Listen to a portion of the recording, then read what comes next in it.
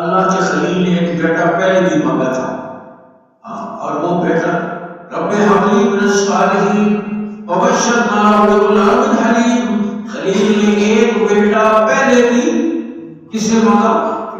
بولو کسے مانگا؟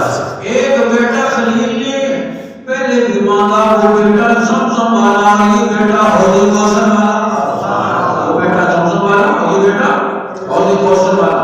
اور کب مانگا اللہ کے خلیل نے؟ اب اللہ کے گھر کی تعمیر کرنے کے میرا آپ اپنے گھر کی تعمیر کرنے والوں کے اٹھے ہاتھوں کو خالی واپس نہیں کرنا، اور قیامت تک کے لیے امام الانبیاء صلی اللہ علیہ وسلم کی 3 دعائیں نصیب ہوتی ہیں اور خوش قسمت لوگوں کو جو اللہ کے گھر کی تعمیر کرے، اللہ کے گھر سے محبت رکھے۔ حضور اقدس صلی اللہ علیہ وسلم کی مسجد تعمیر ہو رہی ہے، ابو ہریرہ فرماتے ہیں میں نے دیکھا کہ حضور ایک بڑا بھاری پتھر اپنے پیٹ اور بدن کے درمیان سارا دے کر یوں اٹھا کر لائے۔ ابو ہریرہ حضور میری توانائی ہے، اس لیے آپ میری موجودگی میں پتھر اٹھائیں، میں اٹھا کے لے جاؤں گا۔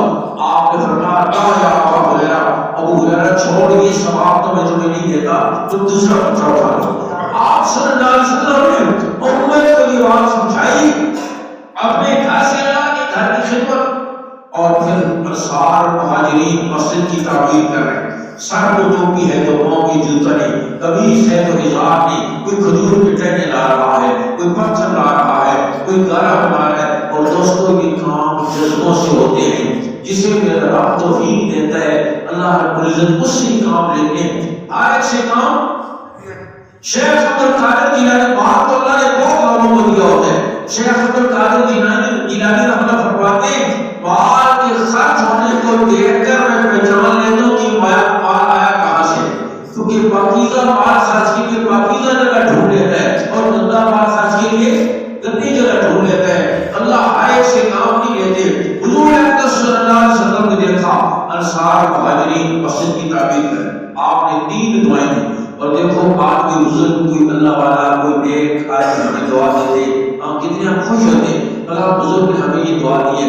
یہاں پہ امام الانبیاء صلی اللہ علیہ وسلم نے 3 دعائیں دی ہیں مسجد تعمیر کرنے والوں اور آباد کرنے والوں کو۔ اور کون سی 3 دعائیں؟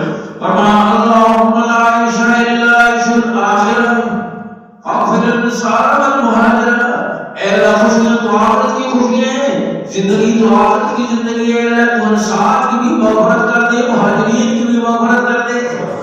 تیرے گھر کی تعمیر کرنے نا، اے اللہ تو ان کی مغفرت کر دے۔ دوسری فرحہ من انصار والمہاجرہ، انصار اور مہاجرین پر رحم کر دے۔ تیسری دعا فانصر الانصار والمہاجرہ، تو انصار اور مہاجرین کی مدد کر دے۔ 3 دعائیں زبان نبوت سے نکلی ہیں، اور علماء فرماتے ہیں قیامت تک جو مسجد کا کام کرے گا زبان نبوت سے نکلی ہوئی 3 دعائیں نصیب ہوگی، مغفرت بھی ملے گی، رحمت بھی ملے گی، مدد بھی ملے گی۔ اور مغفرت بھی ملے، رحمت بھی ملے، مدد بھی ملے، پھر اس سے بڑھ کر اور کام کیا ہو سکتا ہے؟ یہ اللہ رب العزت کو اپنے گھروں کی خدمت، اپنے گھروں سے وابستگی، اپنے گھروں سے تعلق اتنا محبوب ہے۔